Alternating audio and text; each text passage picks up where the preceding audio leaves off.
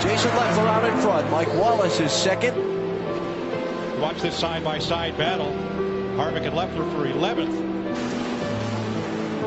They're just beating and banging herself all through these corners. Look at this. He's trying to push them off. Damage on the left front of Jason Leffler's car. Yeah, give a call to Jason Leffler and Eddie Pardue. Leffler started back in 18th spot on the track where it's very hard to pass. He is now knocking on the door in the top 9, running in 10th position.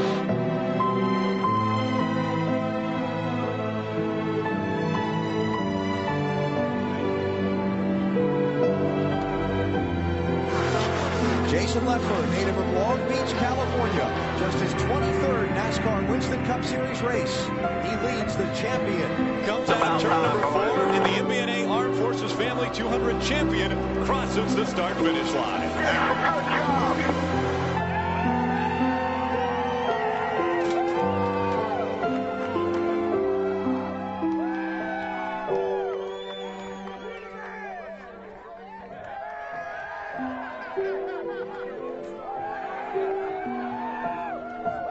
Two, this time by, and Leffler leans on him. Gets loose, still can he hold on? Leffler may be able to clear him coming out of 2, he does! He could be waving goodbye to him right now.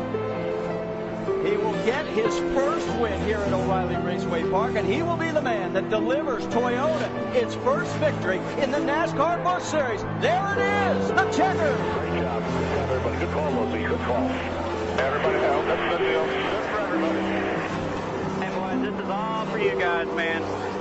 Good job, Losey. You deserve this, bud. We're going to victory lane. Great job.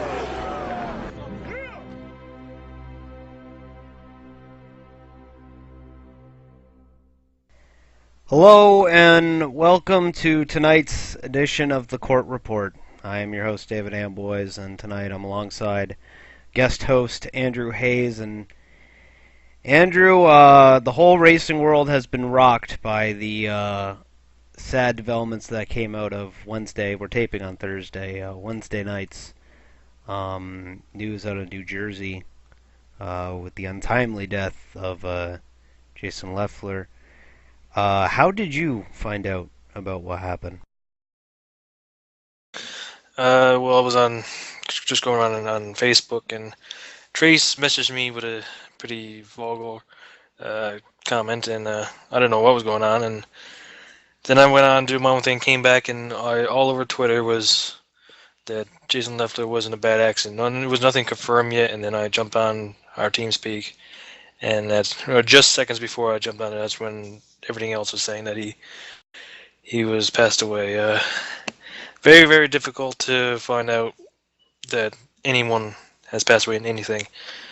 Hate it when it happens in motorsports. Man, when something like that happens, it makes people think how dangerous this sport is in any form sport. Formula One, sprint cars, NASCAR, IndyCar, anything. Everything is very, very dangerous all the time. We're never 100% safe. And even though we're in the sim racing world and nothing like this can happen, it really makes us reflect and enjoy people's presence while they're here, and it's very difficult. Yeah, I had found out after I had wrecked out of the National Cup race last night at Richmond, and just did what I normally do after I wreck out, pull up my Twitter and start watching what's going on. And I see a couple of Jay's tweets and a couple wrestling tweets or whatever, and then I just see all my NASCAR followers going, pray for Jason Leffler. He's been in a bad accident at I can't remember the name of the track now. Bridgeport Speedway in New Jersey. And just keep him in your prayers. And unfortunately,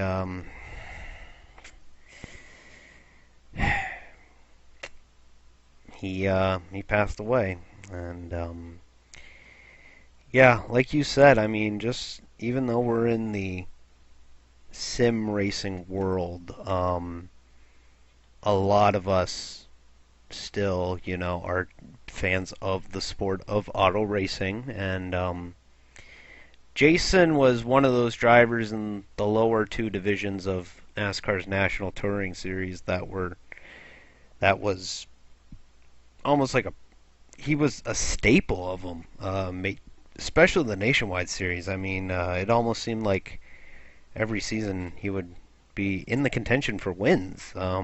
It's kind of surprising when I found out that he only had 3 career NASCAR wins, and 2 of them were in the Nationwide Series. And of course, as you saw in the video that we aired before the race, or before the court report tonight, the Truck Series win in 2003 at Dover. But yeah, honestly, it was kind of shocking to find out that he only won 3 times in NASCAR. But he was running a lot of sprint car events these past few months. He was running for Braun Racing, actually, as a matter of fact, their sprint car division. And man, I mean, the one picture that really got to me last night when I was surfing Twitter, and to be honest, it wasn't the accident. It wasn't the picture that I'm pretty sure a lot of us have seen of the car torn up, but I want to say it was the picture of him with his son at the dirt track in Charlotte a few weeks ago. That was a hard one to look at. And that poor child is gonna grow up without a father, and like he of course he's, I believe, 5, but to lose your father that young, that's rough. That is a rough thing to have to go through. Yeah, it's a rough thing, especially with Father's Day just Sunday. So like, I can't imagine what his family's going through right now. And I don't know what it is about these racing deaths, but they seem to hit me more. I mean, Dan Weldon's in 2011, and I mean, we all know where we were February 18th, 2001. I mean, we all know where we were then, and I don't know. I mean, it's sad, but you know, he's up there racing with Dick Trickle and Dale Earnhardt and Bobby Hamilton, Tim Richmond, and the rest of them. Rest in peace, Jason. Rest in peace, Jason. Court report will start shortly. If you won $100,000 in the Nationwide Up to Speed Challenge, how would you spend it? A deal. Play the Nationwide Insurance Up to Speed Challenge at ESPN.com for your chance to win $100,000. It's time again for your home for everything CORT. This is the fastest show in sim racing, the CORT Report. This is your one-stop shop for news for the CORT Trading Paints Championship Series. And the CORT National Cup Series.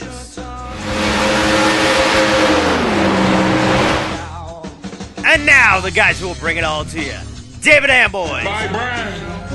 Chris Swain. Come on, baby, here we go. John Dragonetti. Bye, have a great time. And Julian Bedore.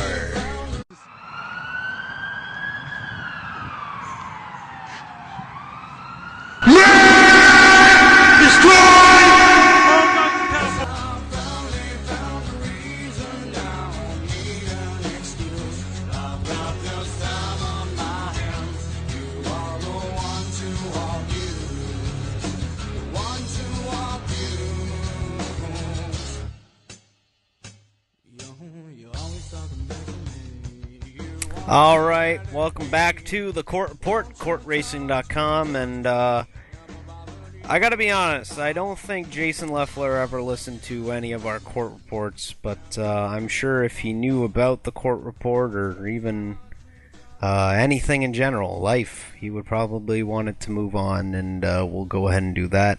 Again, welcome back to the court report. I am your host, David Amboys. This week we've got Andrew Hayes with us, the main director of the CORT Trading Paints Championship Series. Hayes, how are you doing? I'm doing great. How are you? Getting through. I mean, it was a tough incident what happened last night as we record on Thursday for post on Friday or Saturday. We're not sure yet, but yeah, we're getting through. And before all of this happened last night, we had some events that occurred Sunday and Monday, and they were good events. And why don't we kick off with the CORT Trading Paints Championship Series? The US 250, the third annual US 250, and what a finish. Man, it was a great finish. Some little controversy, record number of lead changes, a huge field. A lot of people had a lot of fun there, and some people had some issues with some other people, but it was a great one. Yeah, why don't we go ahead and run down the running order? It's brought to you by CORTRacing.com, your home for everything CORT. Corey Stevens was able to knock Steve Lavender out of the way, or did Steve Lavender come down on Corey Stevens? We've heard from Stevens that he did not intend to come up into Steve Lavender, and we've also heard from Lavender that he was trying to just get by Stevens on the high side, but nonetheless, Corey Stevens went from 22nd to 1st to steal the US 250 from the Trading Paints regulars in one heck of a finish. Man, I'm so happy. I own the car he was running, Fury Incorporated. We're around forever. We dominated the 2010-2011 season, and to finally come back and finally put a car in victory lane since then, it was fantastic. Like I said, it was controversial, but we'll take it. Yeah, and with the bump and run move, Lavender wasn't even able to come home second. It was a D3 car, David Amboys Developments. We were able to bring home Kevin Bartelt second in a fourth car. As you know, the rules for the CORT Trading Paints Championship Series, you're allowed to start 4 cars in the Triple Crown events, and Kevin was able to come in and ran his Haviland number 89 to a second place finish. Yeah, it's funny how the top 3 here is not even full-time drivers, and Kevin showed them just how anyone can win or be competitive in these cars and on these super speedway type of tracks that has a slingshot. Fortunately, he didn't lead any laps, but he almost got it. Yep, a man who led 12, and well, a lot of people thought might have been able to steal it from Stevens. Steve Lavender came home third. Yeah, we had a pretty good discussion there in the admin room about this. He was lucky to even finish third. If I was him, I think I'd be thanking people who not how we did not wreck. Because if it was me that Corey let's say if it was me there and Corey got me, I probably would have been in the wall, because Steve's a talented race car driver, and it's good to see him that he didn't hit anything or hit anyone else. Yeah, just kind of got shoved up the hill, believe it or not. Bump and run in an IndyCar. It can happen. Mike Husby. Hey, 4th place for the Pimp of Freelton. Congratulations, Husby. Woo. Riley Roush in a rare appearance in the CORT Trading Paints Championship Series. He's mostly focusing his talents in the American Racing Tour, which we'll touch on shortly. Came home 5th. Yeah, good solid top 5 finish for him. Didn't lead any laps, so it was a good top 5 for him. He'll take it. Now we're going to get into some guys who were able to advance after, believe it or not, Corey Stevens and Steve Lavender's run-in on the final lap was not the only run-in on the final lap. Tyler Tucker, points leader. He came home 6th, and more on that points battle later on in the program. Yeah, Tyler, 6th place is kind of a low finish for him, but yeah, as long as he finished, he can take those points, and hopefully he's going to go for a championship here. Scott Olson in the paint helper car. Hey, number 07 comes home 7 and led 7 laps. He should buy a lotto ticket. What's the Powerball at? We don't know. We're Canadian. Canadians. Cody McCorkle, 18th to 8th. Good run for him as he was able to bring it home in one piece. Yeah, he was pretty quiet. He led a couple laps there. I raced around him a couple times during the race, but he kept all four tires on the track, and he came home 8th. Yeah, a good run for Cody. Hey, Hayes, 9th, and it was here 1 year ago where you kind of turned your fortunes on that number curse that you had at the beginning of the year. Yeah, 9th doesn't reflect of how well my car was running early on in the race. I definitely had a top 5 car, maybe even a win, but the second week in a row I screwed myself over on speeding on pit road, and then during the middle part of the race, Corey and I were drafting with each other, and we were making up a hell of amount of time. That middle run before that last caution came out, we must have gained like almost 3 seconds on the rest of the pack. It was incredible. Quickly, Tim Silliman came home 10th, but due to the last lap incident that he had with Julian Medor, Tim was penalized his points for the event, which included the bonus point for leading the most laps, so Tim left Michigan without any points. Julian, at the time, was running 4th, unfortunately due to the incident and being on his lid at the end of this US 250. He came home 11th. Yeah, it was a dangerous wreck at the end of it there, but it was good to see all 3 cars running good. But his finish doesn't reflect how he ran today. He was racing in the back in the earlier part of the race, and then he worked his way up pretty quickly, so he had a good run going. And the man who made a light entry in the US 250, Sean Burke, came home 12th. Disappointing finish. I'm guessing he was involved in that last race accident, I think. Yeah, he came home 12th. Sean Brightsman, as we get into the guys, this was an incident that occurred on the final green flag pit stops of the event. Brightsman led 8 laps. Unfortunately, he finished 13th. Just out of the points. The unlucky 13. Someone's got to finish 13th every week. Sean was it that week. Hopefully he rebounds in New Hampshire next week. James Gutta, again, he was involved in that pit incident. He came home 14th. Good to see him go out and race with us in the Training Paint Series. It's good to see these different guys race. I think this race here at Michigan really kind of warmed him up to the Training Paints car. It's more similar to Talladega, which these guys are used to and will be used to next week. Yeah, I think this was a better gauge than Indianapolis, so good to see a lot of these guys here. Chris Sweat come back, finished 15th. Tough break for him. I believe he had some more issues electronically. Yeah, it was. He's having issues with his PC, but I found it positive. He finished with 0 incidents. Wow. Carson Abe, who's in the chat room, and again, Carson, we appreciate it every week coming on out and listening and watching the CORT Report. He came home 16th. Yeah, he's a decent run for him. He's getting better and better, and hopefully now he's getting some top 10s fairly soon. Looking forward to seeing what he can do in the American Racing Tour. I don't know if he's running that full time, but I think his experience in the ART will definitely help him here. Not Alex Boffley, he's actually next in line. Will Roberts. What happened? Very disappointing run for him. He's a top 5 driver. I think he had the points leader earlier on season, but that mid-season slump that I'm pretty well known for is bitten him here. Hopefully we can rebound here in next week at New Hampshire. By the way, quickly, just finding out Carson Abe is indeed running the ART full-time. Look forward to that. Alex Boffley, got into some incidents early, got into me early, and then he was into the wall late early, and that put an early end to his night. He came home 18th. Yeah, Alex was one of the favorites to win. He's always competitive on these type of tracks in this car. The car just suits him perfectly, but it's like the super speedway thing. You can't determine your fate all the time. Michigan can be cruel sometimes. David Hiles, brand new to CORT, was supposed to run the number 5, I believe, but ran into some issues when our friends over at TSTV kind of messed up for the third week in a row. But they recovered, and they were able to toss the 74 on that car, and he came home 19th, sadly. Yeah, it's good to see a new driver out there.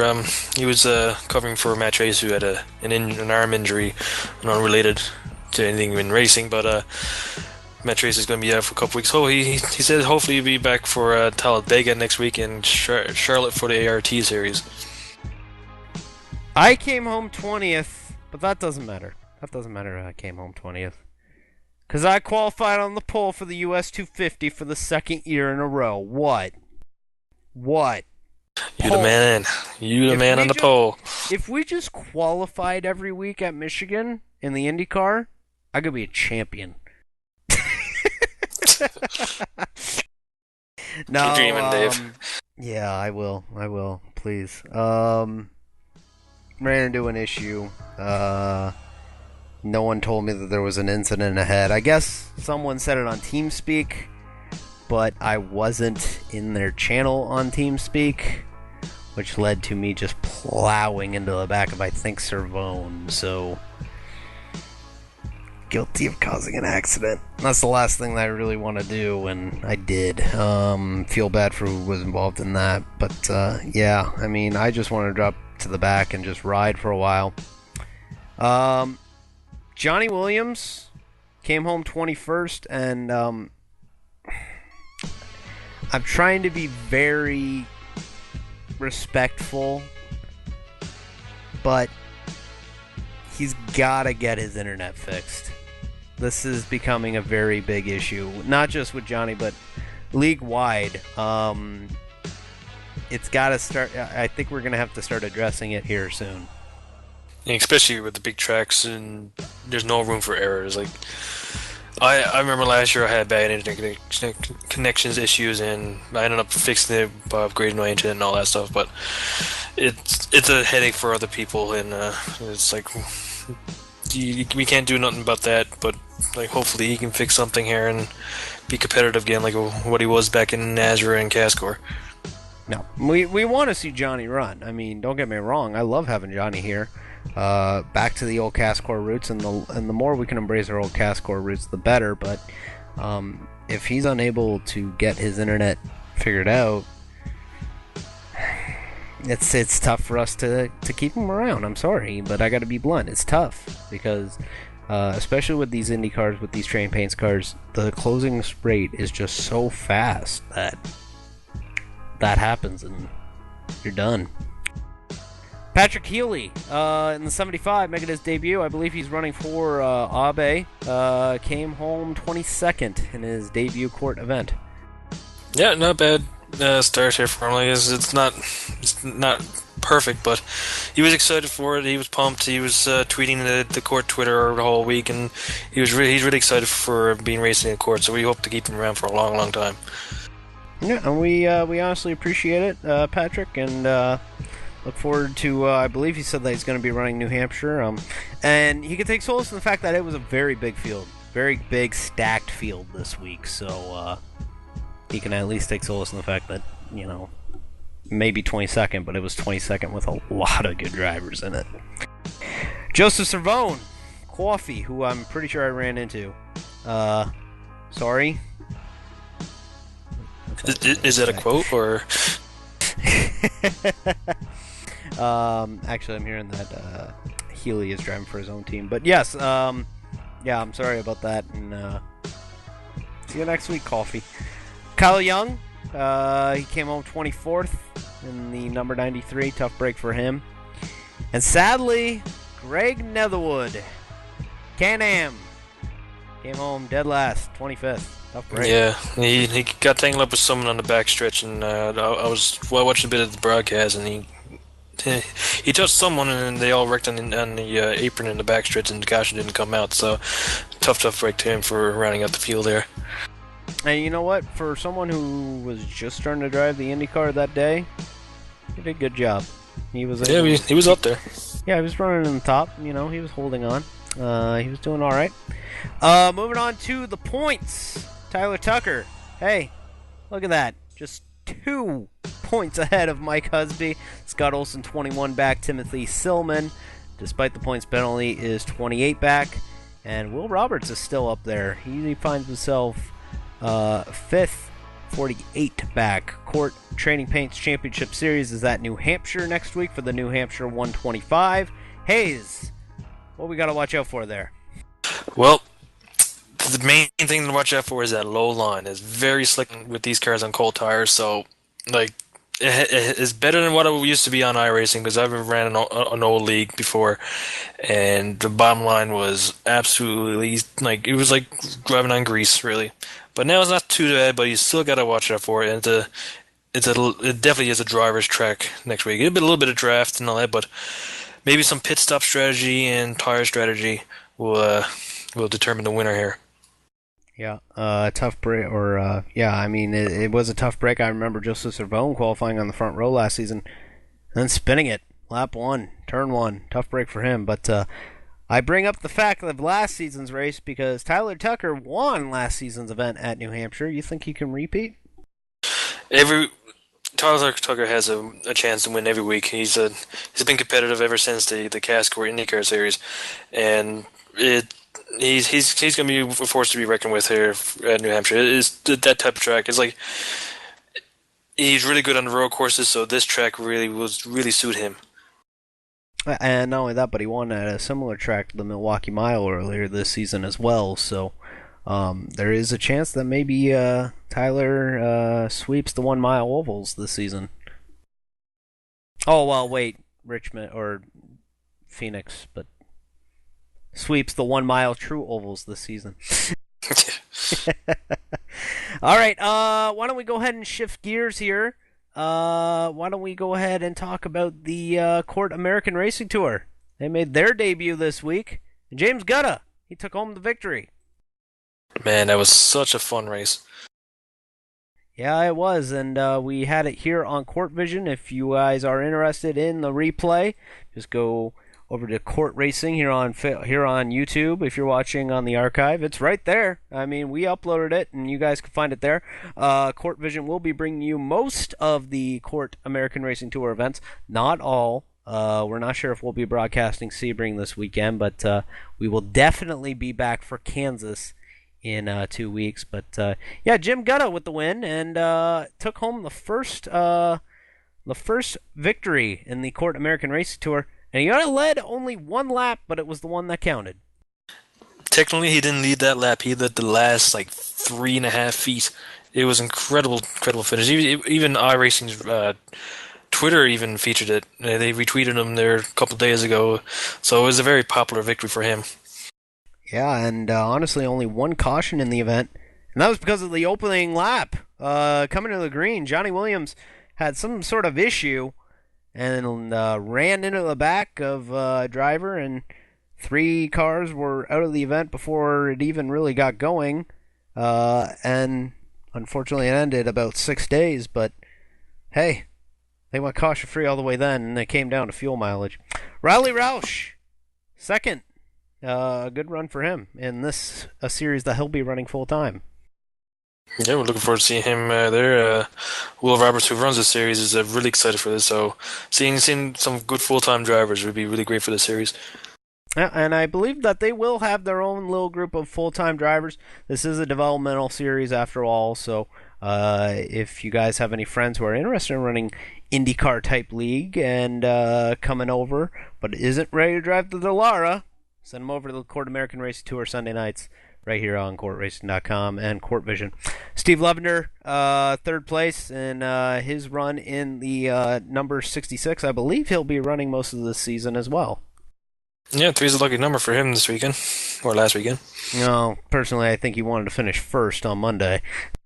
Yeah, but you take what you can get. Yep. You came home 4th. Good run for you. Yeah, 4th place. I think I took too much fuel on that last run, and I lost the draft at the end there. But when we were in a big pack, I could be about 8th or 9th, and by the next lap, I was top 2. It was a very, very fun race. 3 wide, 4 wide, the whole first of that bit of that run until the pit stop.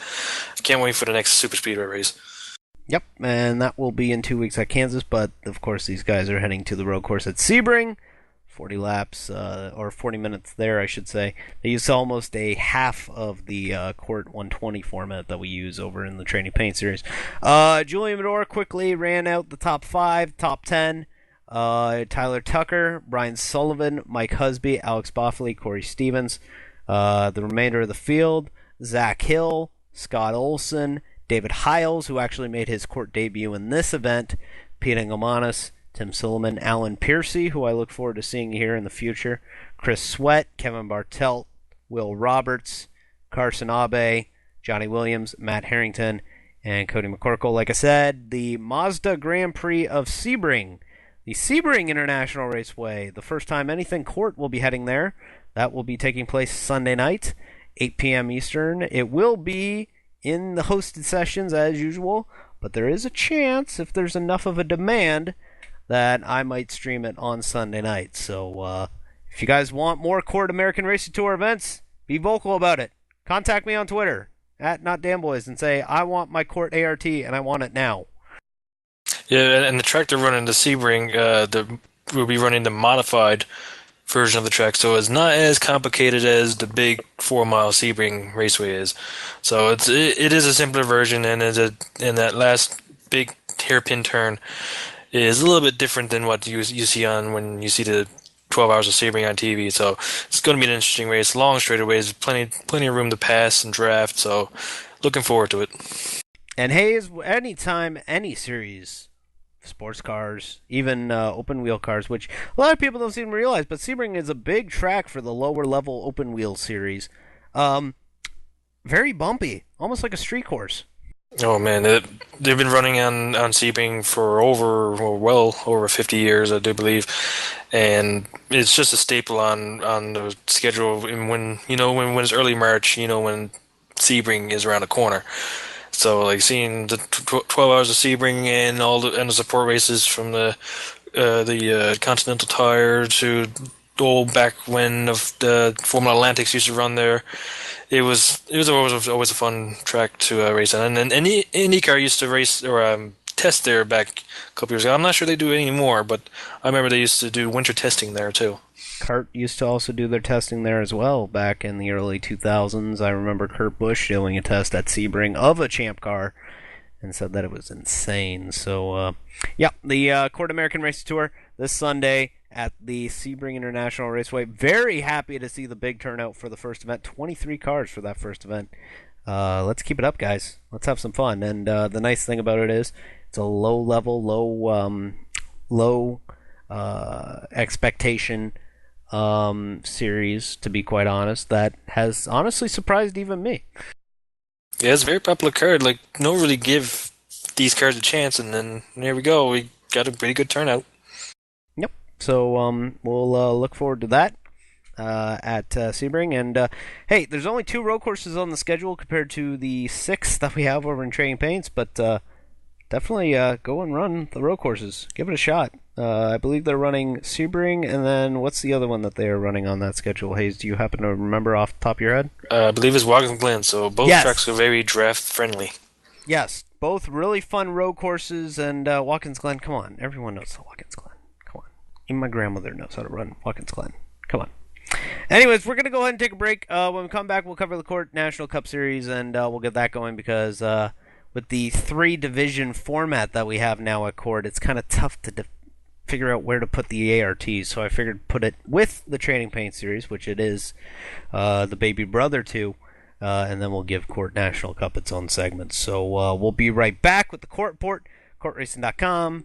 Thanks for watching, and again, thanks.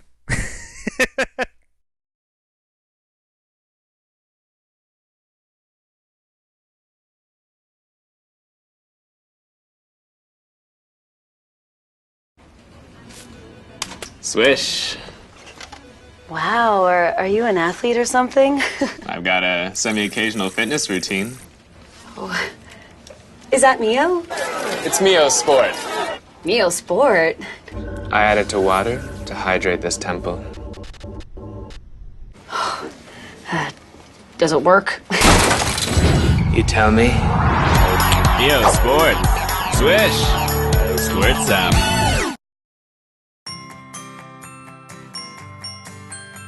The world doesn't always know exactly what you like. But Cox TV Plus does. With personal recommendations, it knows what you like, what you don't like, and it'll help you discover new things you'll love. When you need exactly the right shows, we're there. Cox Advanced TV Plus, TV that recommends shows just for you. Six shooter next to my six-pack, my sword off. Slow over my right shoulder, hung on my back. Heavy artillery way down my belt strap. Ain't gon' be no killing me without the clack, clack, and crack. Welcome back. CORT Report, CORTRacing.com. And we appreciate you all tuning in, as always, for the CORT Report. Hey, we got someone new this week on the program, Hayes. We got Joseph Cervone with us. Joseph is going to help me run down the CORT National Cup Series because you weren't there on Wednesday. Go for it, Joseph.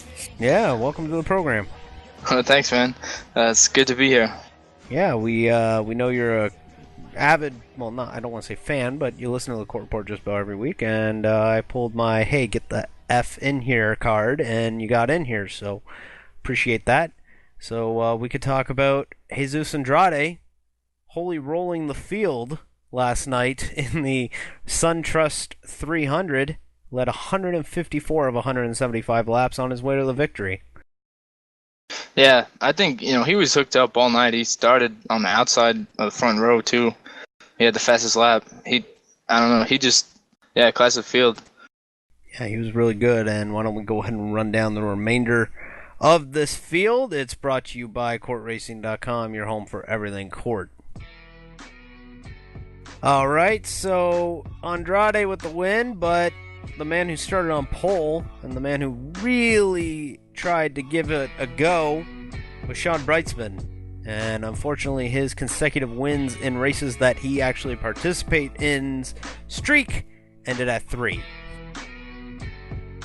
Yeah, he had a pretty strong car. He just didn't have quite enough for Jesus there. I mean, he was able to get the pole, but I think it was long runs. His car was not as good as Jesus.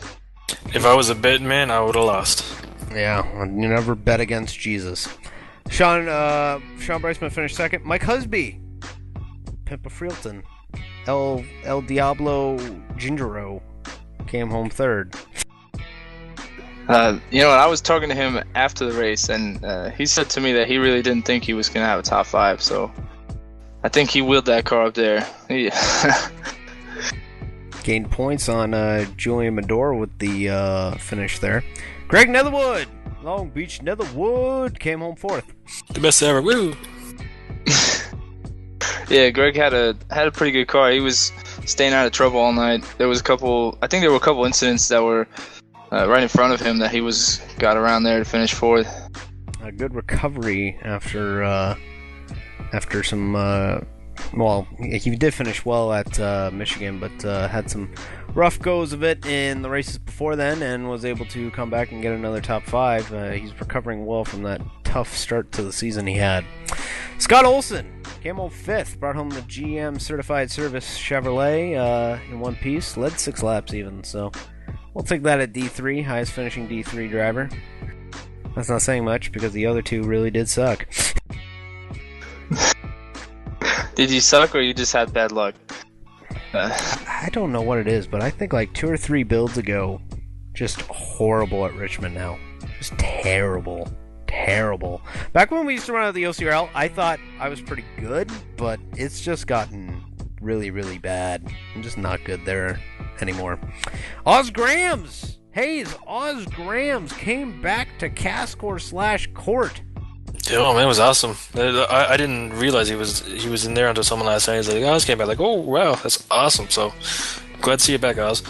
Yeah, some more names that we'll talk about later who came back to CORT, and it was really awesome to have Oz. Last time he was here, we were CASCOR, and he was like, "Is Husby in charge?" I'm like, "No." We rebranded. We took over. This place is booming now. We actually give a darn. and it shows as Oz comes back, and I think he's going to be running more races, so good to hear, because I really like Oz, and he kind of dropped off the face of the earth for a while, but it's good to see him back. I always see him on racing on iRacing, but he's never on TeamSpeak or anything anymore, so it's good to see him back. Come back. Find our current TeamSpeak. We miss you. We're on. Yeah, come on, man. Let's shoot the breeze again. Brian Sullivan, 7th. That Matador Motorsports car qualified 3rd, finished 7th. Yeah, he had a quiet night after qualifying. He just, kept himself, I think, and stayed out of a lot of the troubles that caught a lot of us. Yeah, that was Brian Sullivan's night. Points leader Julian Medor told me that if that race went one lap further, he would have finished a lap down. Yeah, I don't think he was having a good time in that car at all. Yeah, he said that he's definitely looking forward to next week at Talladega, believe it or not. Yeah, well, he did get the victory in Daytona, so I could see why he's happy. Trying to sweep the super speedways next season, or this season. Brett Black, he's back at CORT, or CORT. Last time I saw him, I think it was Nazareth Daytona 250 2009, the famous one that Mike Husby went up to the light poles. And he won that one. Yep. And we're going to a super speedway next week. Maybe he's got something planned. His Kevin Bartelt Racing number 19, as Kevin moves over to the 99. He said, hey, Brett's driven the 19 for the longest time. He's going to keep driving it. I'm out of the 19. I'm in the 99. Brett came home 9th. Pretty good for his first run in CORT, so that's good to see. Nathan Bowers. I'm going to get it right one day, I promise. Nathan Bowers came home 10th. I think he got involved in something early in the race, so it was a good run for him that he was able to recover and get the top 10 out of that. Didn't he? I think he was involved in the first caution. Yeah, he was involved in an incident at one point. He was involved actually in the second caution, I believe, where him and Sean Brandt kind of got together, but that actually ended my night pretty much. But yeah, I mean, Bowers has slowly shown some improvement. I know the guys over at Can-Am, where he normally runs, like to chirp him, but honestly, he's shown improvement, and he's getting better with these Cup cars, so good to see. Corey Stevens in the Jim Beam number 56, he came home 11th. Yeah, I think it was a quiet night for him, too. He didn't really make much noise. He was just kind of running his own race. I think he only went a lap down at the end there. Yep. Kevin Bartelt, tough break, qualified 4th, came home 12th with a car that he said was just junk. Yeah, I think he had similar problems to what I had last night, so that kind of sucked. Just so it was not working for him at all, that car, especially late in the race. Well, now we're at that awkward moment where we need to talk about you. Joseph, you came home 13th after starting 13th. What did you do for 175 laps? You didn't go up or down.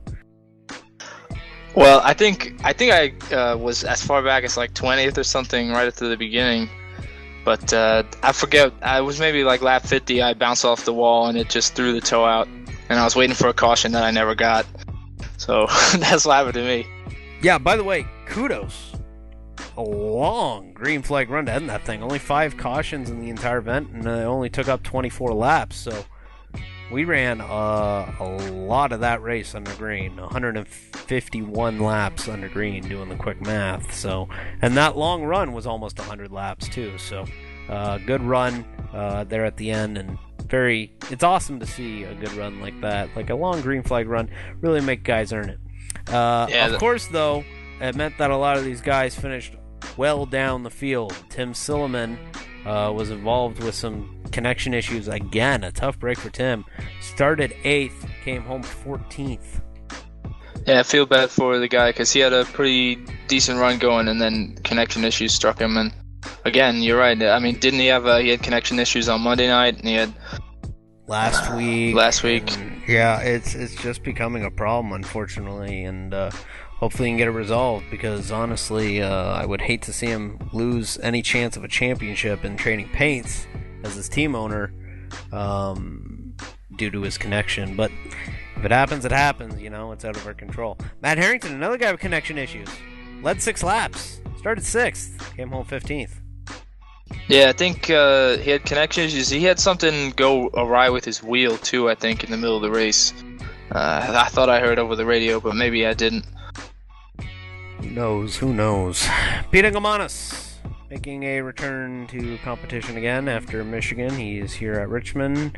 Just never seemed to really get into it. He finished 16th. Yeah, he started behind me, didn't he?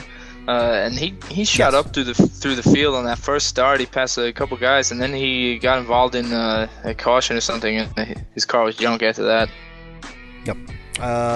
John Dragonetti, who told me, quote, "I am effing done with Time Warner Cable" after the event. Again, another connection issue. Not much of a shout-out. He had a good run going, too, though, before those issues struck him. Yeah, and tough break for him. He qualified 10th, and he came home 17th. Cody McCorkle, I believe he was involved in an early incident. He came home 18th. Yeah, he definitely was involved in an early incident. I forget exactly which caution it was. I think it was the third caution, maybe. Yeah. Then we move on to Patrick O'Toole, who a lot of people coming into the event thought that he would be a contender, considering his run in the National Series last season. Came home 19th after starting 24th. Just never really could get a grip on this extra horsepower. Yeah, he didn't have anything going for him, especially last night. Chris Sweat, more issues with the machine, and hopefully gets them all ironed out, and we hope that he can get them all sorted out and good to go and be back in the running of these things. Carson Abe, 21st. Tough break for him. He wrecked early on in the event. Sean Brandt, he was involved in an incident. I was involved in the same incident.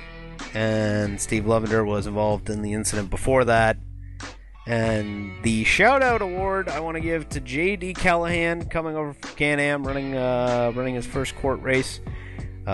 Shame that he finished dead last in 25th. But he started 5th, and he was pretty fast for most of the night. He is a short track specialist. That Can-Am series runs a lot of short tracks, so a good start to the night, just wasn't a good finish. Yeah, he was so far up, I didn't even get to see him all night until he wrecked anyway. He wrecked. Yeah, he did wreck.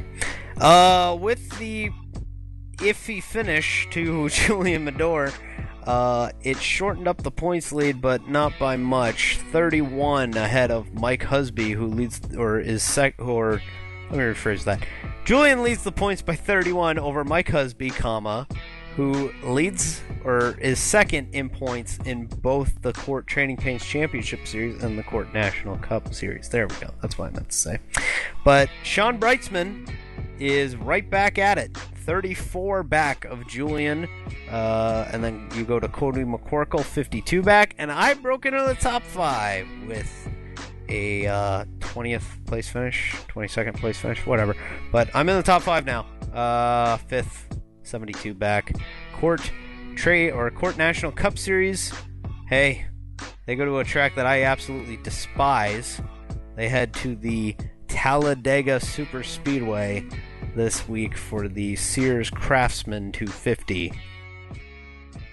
I don't know if you should despise it though, because you had a pretty good run going at Daytona until your partner blew his engine at the end.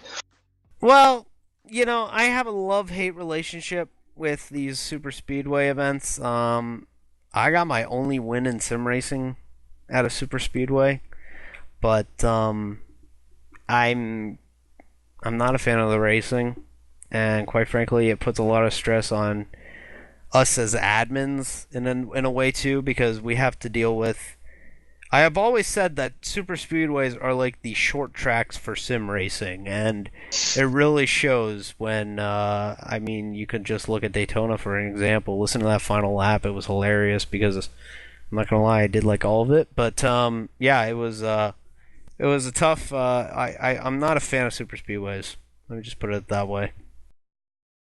A lot of people gets pumped up for him, and they really look forward to it. But everybody starts fighting afterwards if something don't go their way. So it's just like I said, it's like a short track. Well, a lot of people think that if you make that one last move and someone blocks you out of the way of making that one last move, you are done and you will never ever win another race ever again. That's how everyone feels, but pretty much, yeah. But honestly, Talladega is going to be interesting. The one thing that I want to stress though is people signing up for entries for Dega. We will not be expanding this field to 40 as previously rumored. We will be keeping this field at 33. The reason why I say that is because for some reason lately we have been getting 32, 33 entries and we are still getting only 25 people showing up. So if you do not enter, or please enter the amount of people that you think will be there. It helps us gauge if we need to put more people in the server, adjust the server, adjust the pits. So please let us know who will _ be there. It helps us out a lot. Me and Hayes will back me up on that. Yeah, it gets a little annoying when you see like, oh, there's gonna be 30 cars there, and we want to get like 18, 19. It's like, ugh. Yeah, it's kind of, I don't want to say demoralizing, but it's like, oh man, we're gonna have an awesome field, and then we get in, and it's like, what? You always get those last minute people saying like, oh, I got a hangnail, oh, I gotta go on a date, or something like that. And the worst part is that I end up having to turn people away, like I did this week. We had someone contact me right before the race, go, yo, I know it's late, but can I run? And I had to tell them no, because we were almost full. And then I get in the server, and an hour later, we're nowhere near our cap. So if you guys could please just enter who you know will be there, that'd be great. Yeah, so CORT National Cup Series at Talladega, and then afterwards, Hayes, it's All-Star Week. We have an All-Star race at CORT. I never thought I'd see the day, but we're running an All-Star race in 2 weeks. Well, me and you and I think Joseph will all be in the showdown race, so hopefully we'll get into this All-Star race. I tell you what, that showdown race has some big names in it that a lot of people are forgetting. Greg Netherwood's going to be in that race. Scott Olson's going to be in that race. Matt Harrington could be in that race. Corey Stevens, if he doesn't win at Talladega, he could be in that race. There are a lot of big names in that race. I mean, you would almost see there's so much talent in the CORT National Cup Series that it is so crazy. Yes, there is a showdown race, Carson Abe in the chat. It's two 20-lap segments. Caution laps will count all the way through. And on top of that, Hayes, we announced the format for the actual All-Star Challenge itself. It will be a 40-30-20 format with caution laps counting for that format. So we look forward to doing that. That will be a week from Wednesday. So when it's Talladega, it's a week from then. And anyone who has attempted a CORT National Cup Series event can run in the showdown. So run Talladega if you aren't eligible yet. So, and a lot of teams, I know for a fact that Julian Medor's Furniture Row team will be using that race to use it as a test for the longest event that we do in any CORT series, the Independence 500K, 206 laps, 500 kilometers, the following week.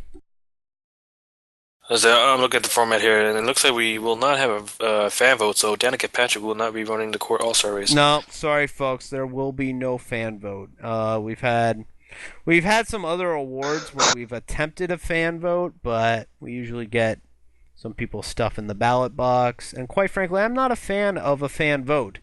I never was, even in the NBA, when Yao Ming would just make 80 All-Star games for no reason. Come on, Servone, you know what I'm talking about, right? No? Nope. No, he doesn't know what I'm talking about. But no. But yeah, I mean, like it's ridiculous. So yeah. Yao Ming is the Asian guy, right? Yes, Yao Ming was the Asian guy in the NBA for the Houston Rockets. They just point at him, man. You must stand him out. Like, look, it's him. Yeah. Greg is better than you in the chat is saying, I like stuffing the box over and over and over. That's possibly, don't we all? Possibly PG. Well, why borderline. Let's end the show on that. But Hayes, your final thoughts on this week? It was when I raced at Michigan. It was a lot of fun. Great passing, like 3-4 wide racing in the ART series. US 250 was a blast. It was successful. The Triple Crown is heating up here with Husby leading to have a pretty good advantage on that. And Talladega next week for the Cup Series is going to. I'm looking forward to that, and so it's going to be tandem racing. Here we go. Yep, should be a pretty good one at Talladega. Joseph, your final thoughts on the court report tonight? Yeah, I'm just glad we're done with Richmond, to be honest. So. So am I. My final thoughts are this. It's been a really rough 24 hours for the racing community, and I know we did our whole thing at the beginning of the program tonight, but I just want to preface it by saying keep the Leffler family in your prayers tonight and in the next few days.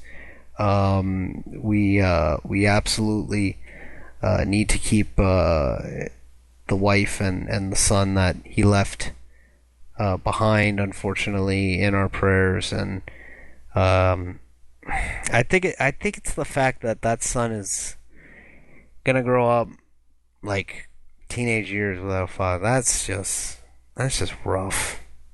That's a rough thing, and we're going to end this court report before we all just start bawling, because it's going to end up that way. So we're going to wrap up tonight. This song that I'm about to play here is dedicated to the Leffler family and more importantly Jason Leffler, and it's hard to believe that Jason Leffler has passed away. And we'll miss you, Jason, and we look forward to seeing you join the field in the race up in the sky. So long, everybody. We'll be back next week.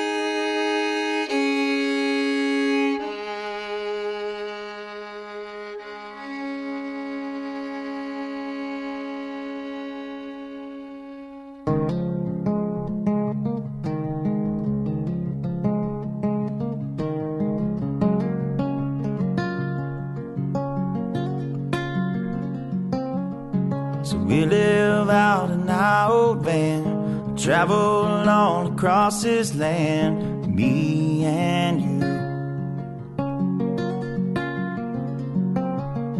And we'll end up hand in hand, somewhere down on the sand, just me and you. Just as free, free as we'll ever be, just as free, free as we'll ever be.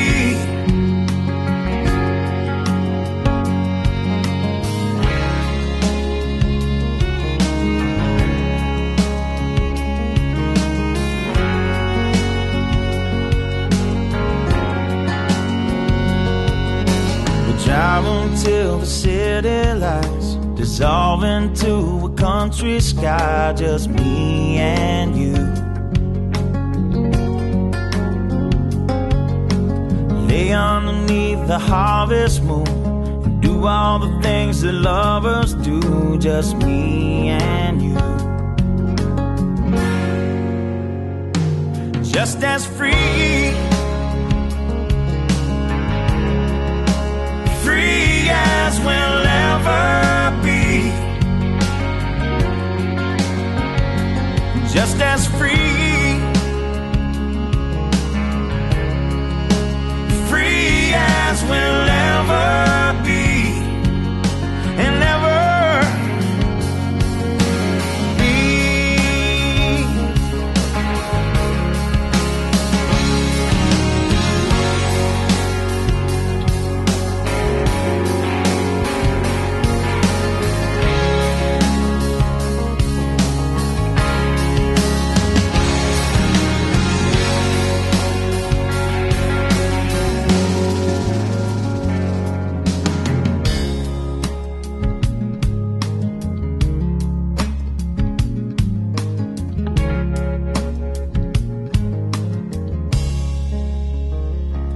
No, we don't have a lot of money.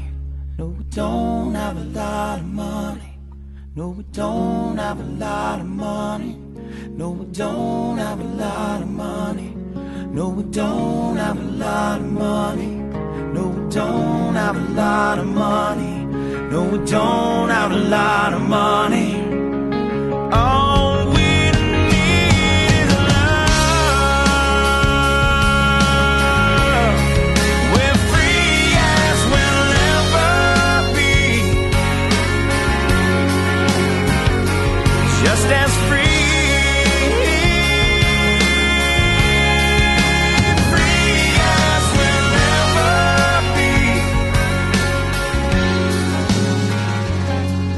So we live out in our old van, travel all across this land, me and